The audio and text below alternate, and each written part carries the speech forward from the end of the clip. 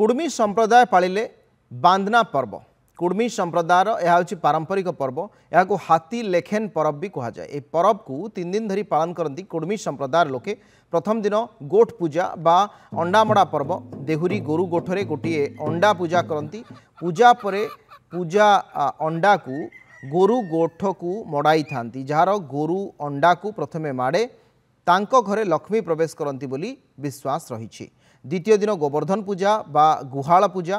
तृतीय दिन गोरु मानकु तेल सिंदूर लगाई महिला माने वंदापना करती। प्रत्येक घर जड़े लेखाएं खुंट पोती गुरु मानकु पारंपरिक मादल नागरा बजाई नचाई थांती। एमती कले गुरु मानक देहरु रोग चली जाए बोली विश्वास रही।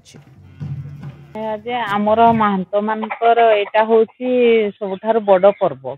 ए पर्व रे आमे प्रथम दिन गोठ पूजा करा हुए।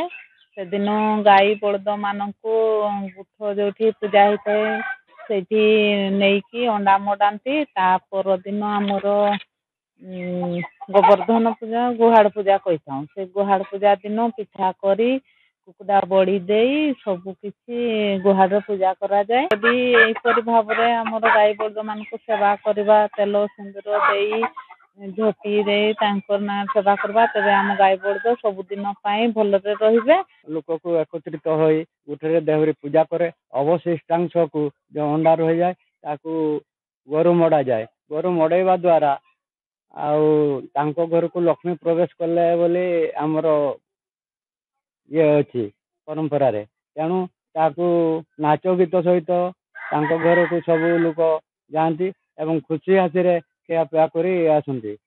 आसेगला पूजा ऑफर राज इलेक्ट्रॉनिक्स रे सबठु कम दाम रे पांतु आपनकर favourite electronics up to 47% discount सहित कैशबैक पांतु up to 20,000 rupees. Buy one get 3 offer free. TNC apply.